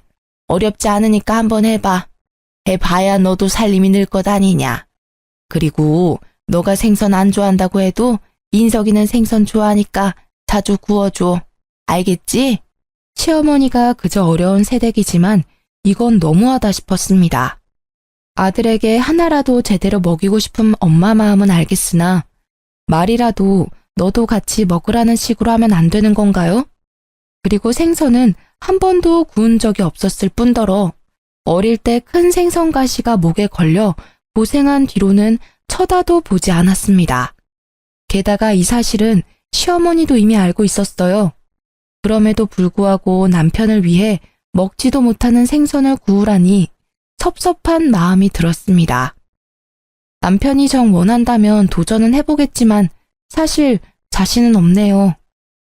생선 하나 굽는데 뭘 그리 말이 많아. 그냥 하면 되지. 그리고 민석이는 생선 좋아해. 너가 어떻게든 노력해서 네 식성을 바꿔. 앞으로 민석이랑 같이 살면서 너가 생선도 구워주고 가시도 발라줘야 하는데 싫다고 안 해버리면 어쩌니? 전 잘 굽지도 못하고 먹지도 못하니 앞으로 남편이 직접 굽고 가시 발라서 먹으면 되겠네요. 그리고 애도 아니고 어른인데 가시는 직접 발라 먹어야죠. 예, 민석이가 어떻게 생선을 굽니? 원래 민석이는 그런 일 못해. 그리고 너는 회사 일로도 바쁜 애한테 집에서 직접 생선까지 구워다 먹으라고 시키고 싶니? 게다가 만약에 민석이가 먹었다가 너처럼 목에 가시라도 걸리면 어떡해? 난 그 꼴 못 본다. 아, 맞다. 그리고 잠깐 기다려봐라. 시어머니야말로 말도 안 되는 소리만 하다가 갑자기 뭐가 생각나는지 부엌으로 들어갔습니다. 잠시 후 투명 비닐에 쌓인 냉동된 무언가를 한가득 가져왔어요. 너 빵 좋아한댔지? 이거 일하면서 먹어라. 꽤 비싼 빵인데 내가 상할까봐 냉동 보관한 거야. 실온에다가 두고 먹으면 아마 처음 샀던 것처럼 먹을 수 있을 게다. 사실 생선 이야기 할 때까지만 해도 서운했는데 제가 좋아하는 빵을 따로 챙겨주니 서운한 마음이 금세 풀렸어요. 남편은 시어머니가 챙겨준 음식들을 보며 아주 행복한 표정을 지었습니다. 우와, 우리 엄마 손 큰 건 역시 알아줘야 한다니까. 이것만 있어도 한 달은 넉넉히 먹고 살겠다. 엄마 고마워요. 고맙긴. 신혼재미 좋다고 이 엄마 잊지 말고 자주 들러. 전화도 자주 하고. 알겠어? 우리는 시어머니가 챙겨준 음식들을 한가득 챙겨 신혼집으로 왔습니다. 집에 와서 음식들을 하나하나 풀어보니 남편이 좋아하는 밑반찬이나 젓갈은 신선했는데 빵은 유통기한도 지났고 색도 이상했어요. 심지어 어떤 빵 표면에는 군데군데 초록색 곰팡이까지 폈더라고요. 아무래도 못 먹을 것 같아 음식물 쓰레기통에 빵을 버리려고 했어요. 여보, 이거 빵들이 조금 오래된 것 같은데 아무래도 어머니가 깜빡하셨나 봐. 그냥 버려야겠다. 그치? 아깝게 그걸 왜 버려? 우리 엄마가 준 빵인데. 이 빵 다 비싼 제과점에서 산 빵이야. 그건 아는데 보니까 유통기한도 지난 것 같고 이거는 색도 이상하게 변질됐는데 이걸 어떻게 먹어? 왜 못 먹냐? 우리 엄마가 설마 너한테 상한 음식 줬겠어? 어떻게 엄마가 준 음식을 그렇게 막 버릴 생각을 해? 막 버리려는 게 아니라 딱 봐도 지금 색깔이 이상하잖아. 유통기한도 이미 지났고 여기엔 곰팡이도 피었다고. 그럼 엄마가 준 음식들은 못 먹을 음식이라는 거야? 와, 너 진짜 너무한다. 우리 엄마는 너 생각해서 따로 빵이랑 챙겨줬는데 어떻게 그런 말을 해? 나는 너가 왜 이렇게 발끈하면서 화를 내는지 모르겠다. 그럼 이렇게 곰팡이 피고 색까지 변한 이 빵들을 내가 다 먹어야 해? 엄마가 준 음식인데 못 먹을 이유는 뭐야? 그럼 내가 먹을게. 결국 남편은 색도 변질되고 냄새도 이상한 빵을 직접 해동시켜서 먹기 시작했습니다. 아무래도 상한 것 같으니 먹지 말라고 했지만 엄마가 준 음식이라 못 버린다며 끝까지 다 먹더라고요. 맛만 있는데 뭘 이상하다고. 아무리 며느리들이 시어머니 싫다고 하지만 우리 엄마는 안 그래. 괜히 이상한 드라마 보면서 우리 엄마 오해하지 말고 엄마 성의를 진심으로 받아들이라고. 알겠어? 사실 남편 말에 기분이 좋지 않았지만 신혼여행 다녀와 집도 엉망이고 집안일이며 쇼핑몰 일까지 할 일이 태산이라 그냥 넘어갔습니다. 사실 남편 말에 기분이 좋지 않았지만 신혼여행 다녀와 집도 엉망이고 집안일이며 쇼핑몰 일까지 할 일이 태산이라 그냥 넘어갔습니다. 다음 날 남편이 출근하자마자 시어머니한테 전화가 왔어요. 민석이 출근은 잘했니? 아침에 누룽지는 끓여줬고 오늘 남편이 늦게 일어나서 못 먹고 갔어요. 그럼 아침에 아무것도 먹지 않고 빈속으로 회사에 갔단 말이야? 생각이 있는 거니 없는 거니? 너는 집에서 편하게 아무 눈치 보지 않고 일하겠지만 민석이는 밖에서 상사 눈치 보면서 일하는 애야. 그렇게 종일 힘들게 일하는데 속이라도 든든해야지. 아무리 그래도 밥 먹는다고 회사를 지각할 순 없잖아요. 그럼 너가 더 일찍 일어나서 민석이를 깨웠어야지. 내일부터는 하루도 빠짐없이 누룽지 먹이도록 해. 나랑 있을 때는 아침 걸은 적이 없는데 걱정되는구나. 참, 그건 그렇고 어제 줬던 빵은 먹어봤니? 저는 안 먹었고 남편만 먹었어요. 남편만 빵을 먹었다는 말에 시어머니는 당황했는지 말을 제대로 하지 못했습니다. 뭐라고? 그니까 우리 민석이가 그 빵을 먹었단 말이야? 왜? 빵도 안 좋아하던 애인데. 왜요? 남편은 그 빵 먹으면 안 될 이유라도 있었나요? 그거 유통기한 지난 건데. 설마 그 빵들 유통기한 지난 거 알고 계셨어요? 사실 어제 버리려다가 남편이 아깝다고 버리지 말라길래 유통기한도 지나고 곰팡이까지 핀 빵을 어떻게 먹냐고 했더니 다 먹을 수 있다며 남편이 기어이 먹더라고요. 그래서 민석이가 그 빵을 먹었어? 네, 끝까지 먹겠다길래 그냥 뒀죠. 근데 곰팡이 피고 유통기한 지난 걸 알고 계셨으면서 저한테 왜 주셨어요? 그 빵 냉동 보관된 거라서 먹어도 되긴 한데 민석이는 워낙 위장이 예민해서 그런 거 먹으면 탈이 나. 비싼 돈 주고 산 빵인데 버리긴 아깝고 내가 먹자니 너무 많고 해서 너한테 준 거지. 마침 너도 빵 좋아한다니까. 어머니, 솔직히 기분이 좋지는 않네요. 아무리 제가 빵을 좋아한다지만 유통기한 지나고 곰팡이 핀 빵까지 좋아하진 않아요. 이제는 그런 음식은 주시지 않았으면 좋겠어요. 어머, 내가 뭐 너한테 독약이라도 줬니?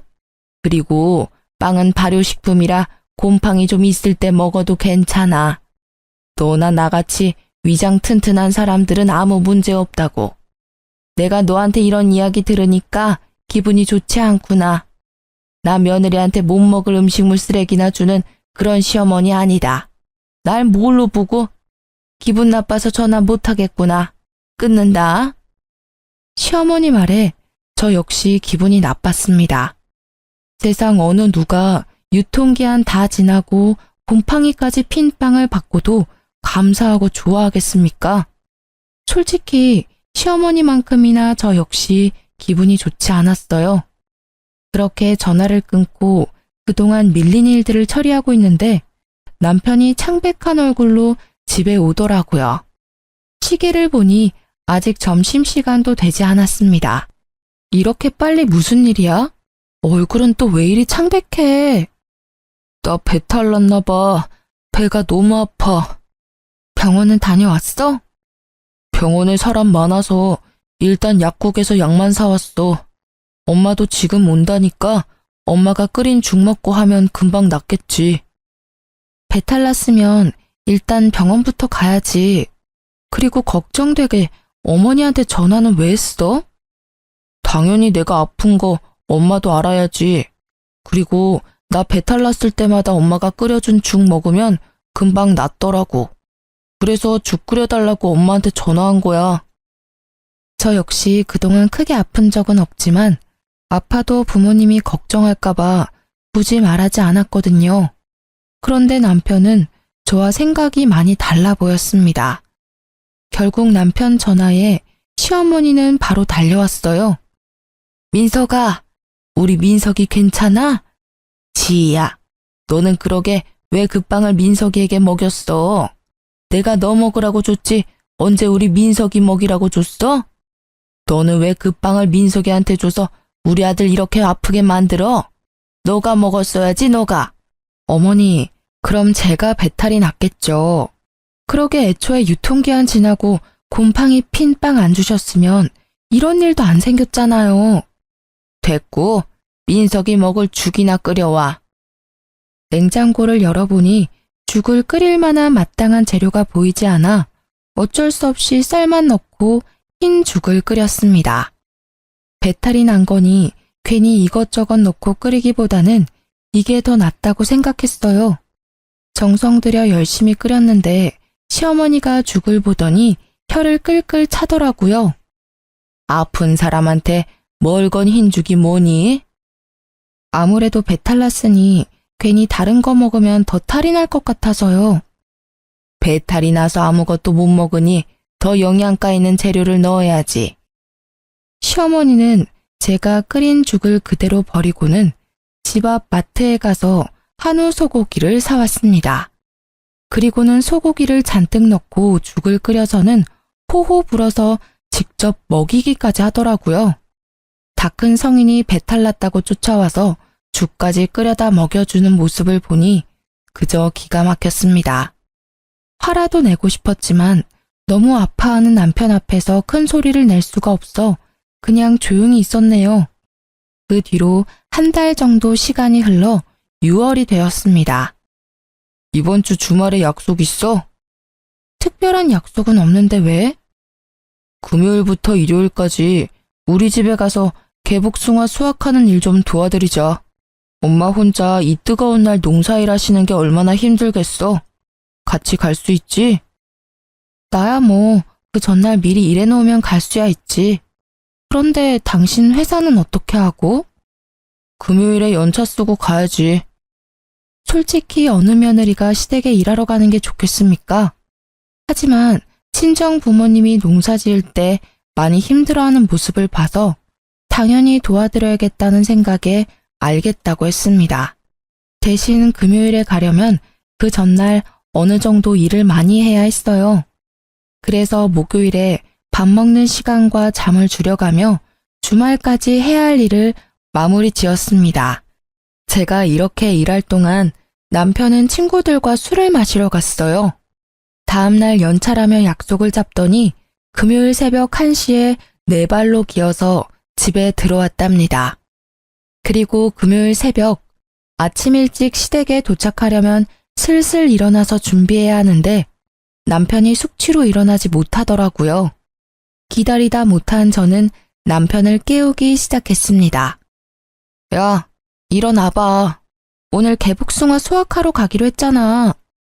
10분만 더 잘게.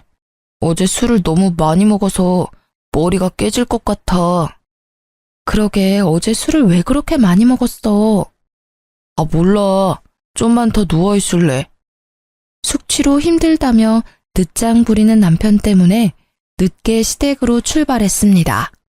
시어머니는 늦은 우리, 아니지, 제가 마음에 들지 않았는지 표정이 좋지 않았어요. 아침 일찍 온다더니 왜 이리 늦었어? 둘 다 밥은 먹었어? 남편이 늦게 일어나서 먹지 못했어요. 그럴 줄 알았다. 일하러 오는 사람들이 밥도 안 먹고 오면 어떻게 이래? 와서 일단 밥부터 먹어. 시어머니는 밥을 먹으라고 상을 차려뒀는데 남편에게 압력솥에 새 밥을 퍼주더라고요. 그러더니 제게는 남편과는 다른 잡곡밥을 주었습니다. 이거 어젯밤에 한 잡곡밥인데 민석이는 소화가 잘 안 돼서 잡곡밥을 못 먹어. 그러니까 넌 이 밥 먹어라. 흰밥보다는 잡곡밥을 더 좋아해서 즐겨 먹긴 하는데 남편에게는 갓한 밥을 주면서 제게는 밥솥에 오랫동안 방치된 잡곡밥을 건네니 뭔가 묘하게 기분이 좋지 않았습니다. 그래도 일단 밥은 먹긴 먹었어요. 밥을 다 먹고 본격적으로 일하기 위해 작업복으로 갈아입었습니다. 그런데 남편이 졸린다고 계속 하품을 하더라고요. 아, 피곤하고 온몸이 다 쑤시네. 어제 술을 너무 많이 먹었나 봐. 민석이 어제 술 먹었니? 엄마. 결혼식 때 온 친구들이 갑자기 보자고 해서 어쩔 수 없이 술 좀 먹었어요.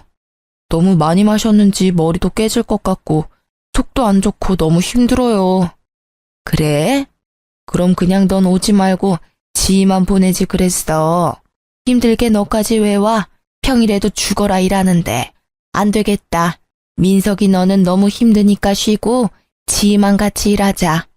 오늘은 날씨 흐리다고 했으니까 그렇게 힘들진 않을 거야.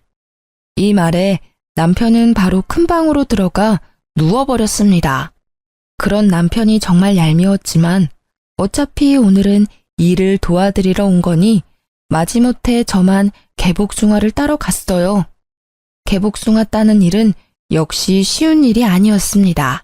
아침 8시부터 오후 1시까지 쉬지 않고 열심히 개복숭아를 땄어요.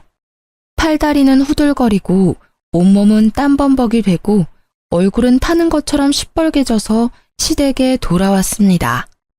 남편은 제 모습을 보더니 갑자기 큰 소리로 웃기 시작했어요. 와, 이게 누구야? 웬 시골 촌년이 우리 집에 왔어. 너 이러니까 진짜 웃긴다. 일하고 왔으니까 그렇지. 지금 덥고 힘드니까 웃지 마. 남편 말에 기분이 언짢아진 저는 정색하며 말했습니다. 시어머니는 제 얼굴을 쓱 보더니 남편처럼 웃기 시작했어요. 지희야, 솔직히 민석이 말이 틀린 것도 아닌데 뭘 그리 정색을 하니? 지금 네 꼴 보니까 그야말로 시골에서만 먹고 자란 촌년 같다.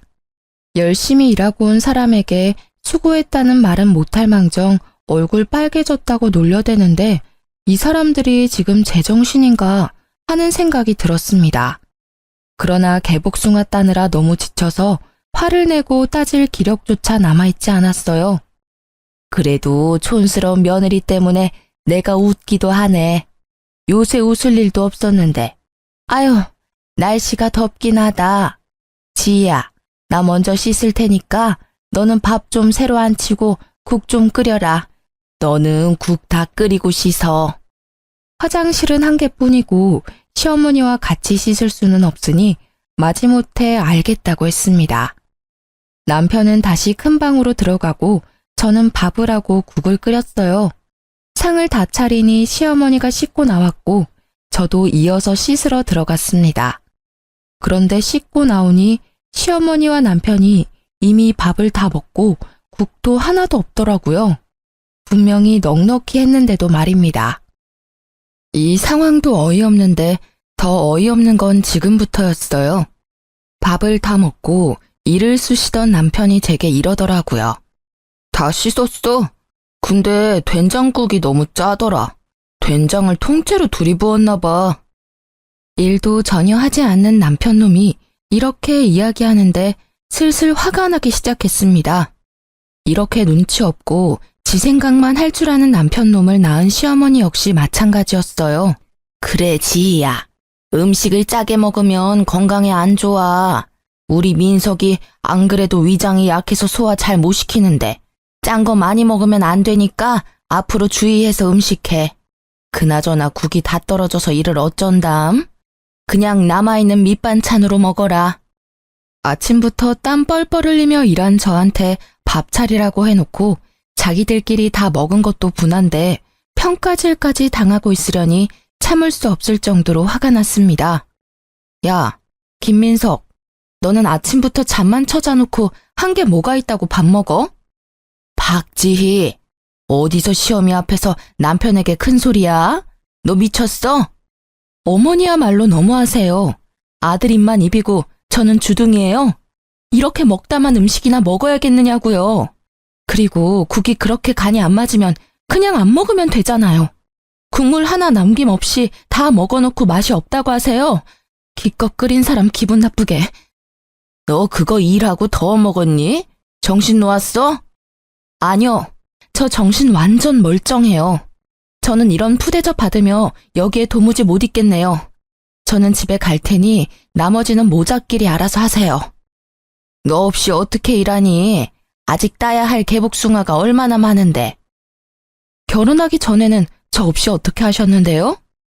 그리고 이렇게 사람 취급도 안 하면서 일은 부려먹고 싶으세요? 저는 이렇게는 일 못해요. 아시겠어요? 옆에서 아무 말도 못하는 남편 얼굴에 흙이 잔뜩 묻은 작업복을 던져버리고 시댁에서 나왔습니다. 야, 이대로 가버리면 어떡해. 우리 엄마 혼자 어떻게 일하라고. 왜 혼자 일해? 아들이 너가 직접 도와야지. 난 갈 테니까 모자끼리 오붓한 시간 보내. 그 뒤로도 시어머니는 농사일하러 오라고 했고 남편이 같이 가자고 했지만 절대 가지 않았습니다. 그렇게 개무시를 당하고 나니 2번 다시는 가기 싫더라고요. 제가 끝까지 가지 않으니 남편은 혼자 일하는 시어머니가 안쓰럽다며 농사일을 돕기 위해 회사에 연차나 반차 쓰는 일이 많았습니다. 그리고 농사일하고 오면 힘들다며 다음날 지각이나 무단 결근을 했어요. 솔직히 회사에서 봐주는 것도 한두 번이지. 매일 업무에 소홀히 하는 직원을 가만히 둘 리가 없지 않겠습니까? 결국 시어머니 농사일 때문에 근태가 엉망인 남편은 1년 만에 권고사직을 당하고 백수가 되어버렸습니다. 그 뒤로 남편은 게임에만 미쳐서 살았어요. 새벽엔 혼자 배달음식 시키고 놀고 술 마시고 잠만 잤습니다. 게다가 부부 공동 생활비로 성능 좋은 컴퓨터까지 샀어요. 말로는 회사 구한다고 했지만 제가 볼 때는 이력서 작성조차 하지 않았습니다. 이러한 남편의 생활이 한심스러워서 대화도 시도하고 싸워보기도 했지만 말이 도통 통하지 않더라고요. 그래서 우리는 기본적인 대화조차 하지 않고 그저 집만 공유하며 살았습니다. 같이 밥도 먹지 않았고 집에 들어오지 않아도 신경 쓰이지 않았어요. 엄밀히 말하면 제 일 하느라 바빠서 남편이 밥을 굶든 말든 신경 쓸 시간조차 없었습니다. 남편이 애는 아니니까 배고프면 알아서 차려 먹겠거니 하고 말았답니다. 그러던 어느 날 집에서 일하는데 시어머니가 한가득 장을 봐서 오셨어요. 당황한 저와는 달리 남편은 시어머니가 올 걸 알고 있었는지 아주 반갑게 맞이하더라고요. 엄마, 왔어? 나 배고파. 밥 좀 줘. 그래, 우리 아들. 엄마가 이것저것 사왔다. 얼른 밥 차려줄게. 너는 집에 있으면서 얼마나 우리 민석이 밥을 챙겨주지 않았으면 애가 나한테 밥을 다 해달라고 하니? 오셨어요? 그동안 저도 일이 너무 바빠서 잘 못 챙겼네요. 거기 멀뚱히 서 있지 말고 얼른 와서 나 좀 도와라. 죄송한데 지금 당장 급히 처리해야 할 일들이 있어서요. 일단 하던 일 먼저 마무리하고 나올게요. 남편도 일 안 하고 있는데 저라도 일을 해야지 이 집이 돌아가지 않겠어요? 시어머니는 기가 찬다는 표정을 지었습니다. 그래도 어쩌겠어요. 이 집에서 돈 버는 사람은 저밖에 없는데 저라도 열심히 일해야죠. 그렇게 저는 방으로 들어가고 시어머니는 요리를 시작했는데 부엌에서 냉장고 상태가 어쩌느니 청소가 엉망이라느니 하면서 뭐라고 하더라고요. 그러나 일하느라 바빠 시어머니의 시시콜콜한 말들에 신경 쓸 겨를이 없었습니다. 잠시 후 시어머니가 나가서 불러보니 임금님 수라상 같은 밥상이 차려져 있었어요. 시어머니는 저를 보더니 아주 못마땅한 표정으로 앉으라고 했습니다. 그동안 맨날 배달 음식만 먹으니까 질렸는데 너무 좋다. 그래, 우리 아들 많이 먹어라. 그동안 얼마나 고생했는지 살이 다 빠졌네. 그리고 지희 넌 그깟 푼돈 버는 쇼핑몰 운영한다고 우리 아들 밥도 안 차려주니? 너 내가 경고하는데 돈 번다고 민석이 기죽이지 마라. 지금은 놀지만 앞으로 크게 될 사람이야. 네가 쇼핑몰로 돈을 얼마나 많이 버는 줄은 모르겠지만 앞으로 너보다 돈 많이 벌 사람이라고. 지금 저보다 돈 더 많이 벌려면 대기업에는 가야 할 텐데요.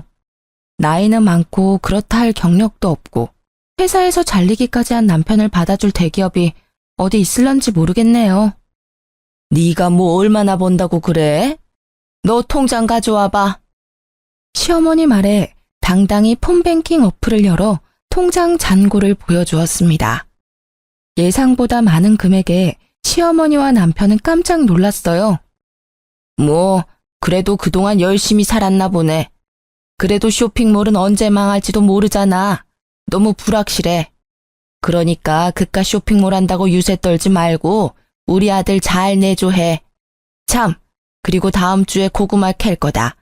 그날은 핑계대지 말고 꼭 와라. 어머니 아들 지금 백수잖아요. 종일 게임만 하고 먹고 자고 놀기만 하는데 어머니 아들만 가면 되지 일하는 저까지 꼭 가야 해요? 게다가 남편은 지금껏 우리 집 농사일 때 한 번도 안 왔는데요. 이 말이 마치자마자 시어머니는 제게 숟가락을 던졌습니다. 시어머니가 오라면 그냥 네 하고 오면 되지 어디서 말대꾸야? 사위는 백년 손님이고 며느리는 종신 식구라는 말도 몰라?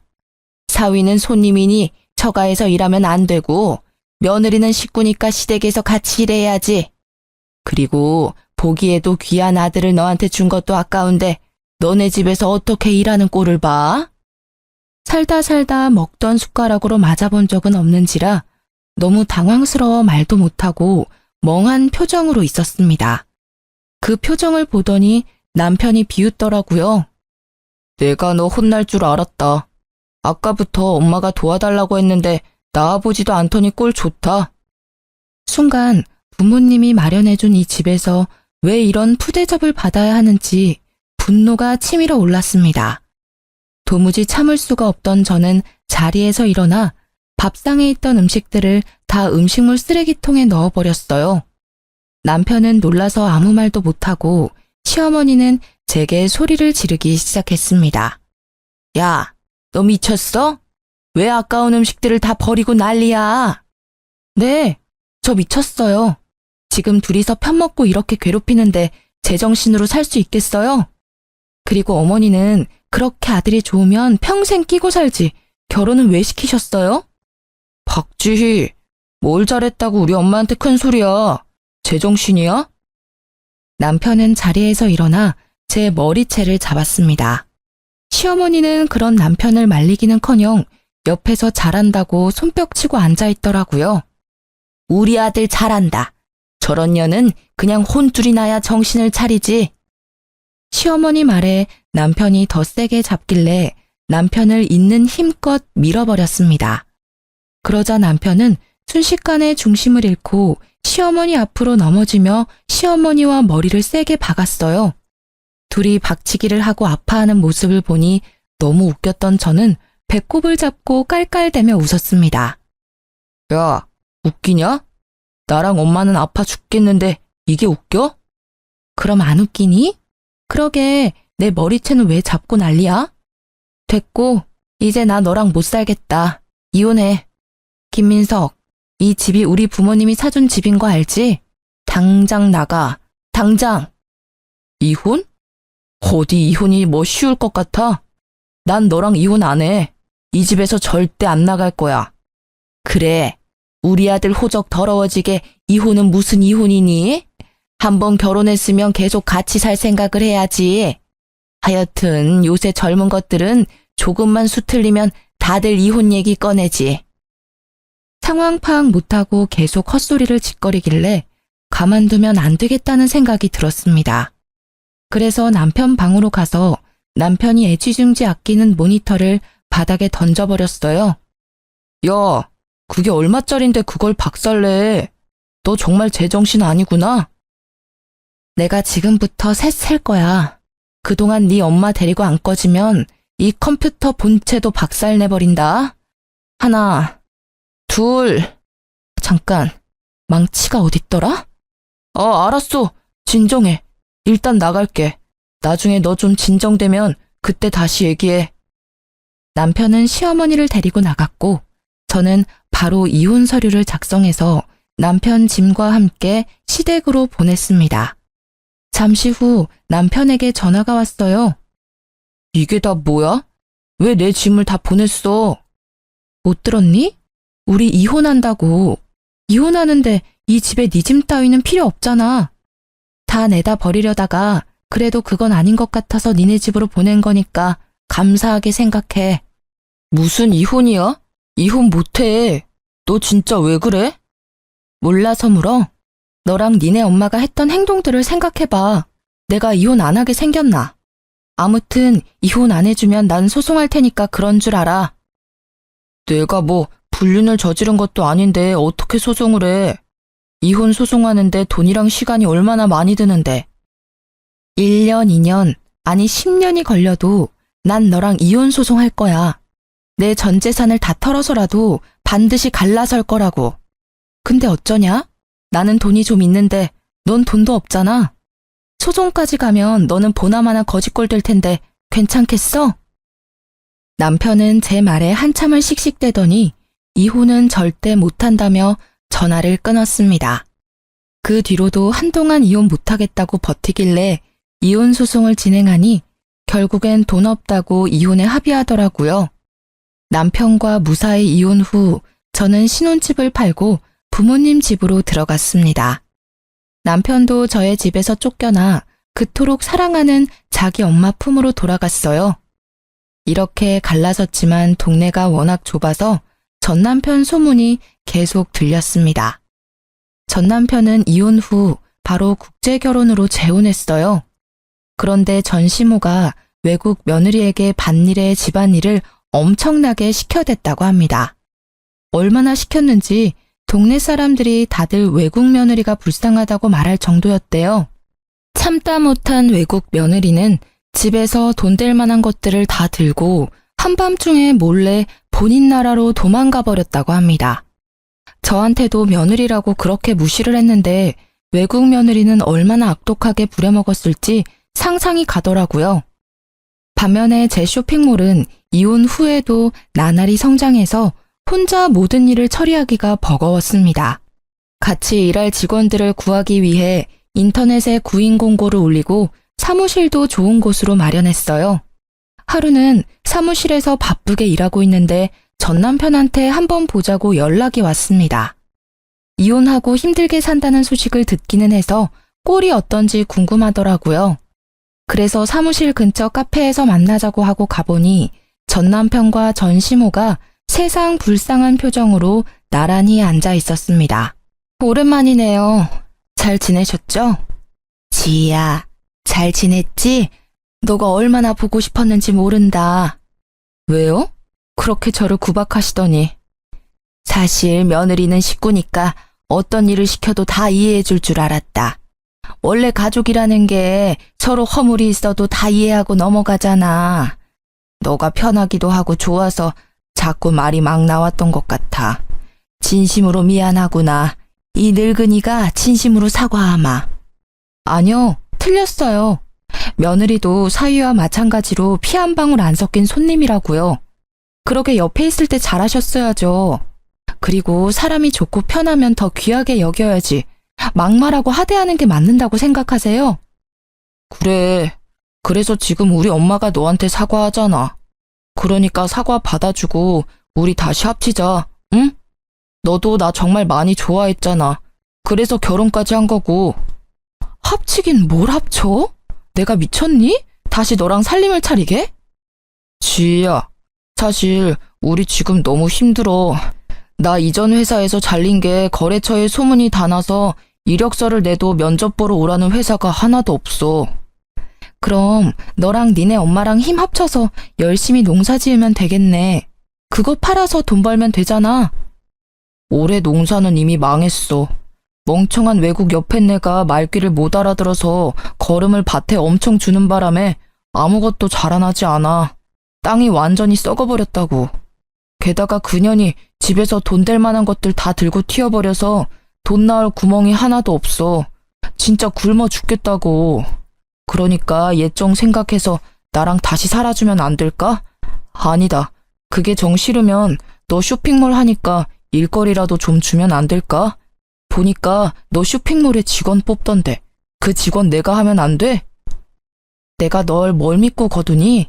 맨날 놀고 먹고 자기만 하고 마마보이인 너를 어떻게 믿고. 차라리 공사판에라도 가서 일해. 몸을 굴리고 땀을 흘리면서 돈을 벌라고.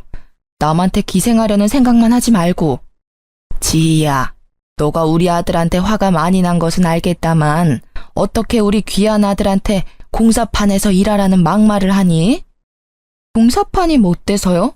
아줌마 아들처럼 사지 멀쩡한데 백수로 지내는 것보다 공사판에서 땀 흘리며 돈 버는 게 훨씬 더 나아요. 아니면 그냥 이렇게 살다가 둘 다 거지 돼서 밖에서 빌고 살든가요. 뭐? 시어머니한테 아줌마? 네, 아줌마. 이 인간이랑 나랑 끝난 사이인데 당신이 왜 내 시어머니야? 지금 내가 보기엔 그냥 아들만 바라보는 생각 없는 아줌마야. 아줌마, 정신 차려요. 그렇게 아들 싸고 돌다간 당신 아들 아무것도 못하는 멍청이 돼. 내가 애를 낳아보지는 않았지만 당신처럼 키우는 건 아니라고. 세상의 매운맛도 보여주고 해야지. 아무튼 난 이제 바빠서 들어가요. 내 충고 명심하고. 이 일이 있었던 후로 2달 정도가 지났을까요? 신축 아파트 공사단지를 지나가다가 우연히 전 남편이 일하고 있는 모습을 보았습니다. 전 남편은 저를 발견하고 도망갔지만 일부러 쫓아갔어요. 아들 사랑 지극한 너네 엄마 애타서 어쩐다니? 내가 공사장이라도 가라고 할 때는 공사판에서 어떻게 일하냐고 하더니 결국엔 내 말대로 돼버렸네? 이거라도 해야지. 일자리도 못 구하고 엄마랑 나랑 굶어 죽을 판인데 손가락만 빨며 살 수는 없잖아. 그래, 지금이라도 정신 차렸다니 다행이다. 한 번뿐인 인생인데 이것저것 하면서 열심히 좀 살아. 그렇게 살다 보면 언젠간 쥐구멍에도 볕들 날이 오지 않겠니? 내가 차마 너한테 잘 되라는 좋은 말은 못하겠다. 안녕. 전 남편은 제 말에 기분이 상했는지 표정이 일그러졌지만 뭐라고 딱히 말을 하지는 않더라고요. 그 뒤로는 전 남편을 보지 못했습니다. 가끔 소문으로는 집을 팔고 다른 지역으로 떠났다고는 하더라고요. 이렇게 완전히 전 시댁과 연이 끊긴 지 벌써 1년이라는 시간이 흘렀습니다.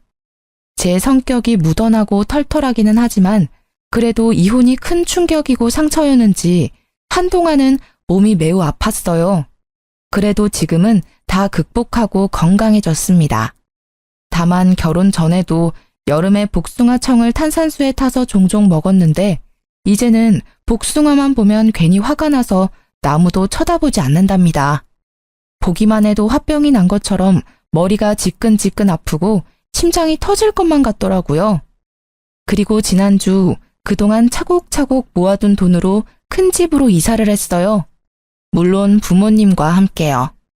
아직 집 정리가 안 돼서 엉망이지만 부모님께 큰 효도한 것 같아 너무 뿌듯했습니다. 어제는 가족끼리 외식을 하고 부모님과 노래방에 갔는데 아빠가 있을 때 잘해라는 노래를 구성지게 부르시더라고요. 그 노래를 듣고 있자니 전 시모와 전 남편 놈이 생각이 났습니다. 옆에 있는 사람에게 잘했으면 이혼당하지는 않았을 텐데 귀한 줄 모르다가 결국 거지꼴이 되었잖아요. 저는 절대 그렇게 살지 말고 제 옆에 있는 가족들, 든든한 직원들 하나하나를 다 귀히 여겨야겠다고 다짐하고 또 다짐했습니다. 저의 이야기는 여기까지입니다. 부족한 글솜씨인데도 끝까지 들어주셔서 감사합니다. 모두 행복하세요.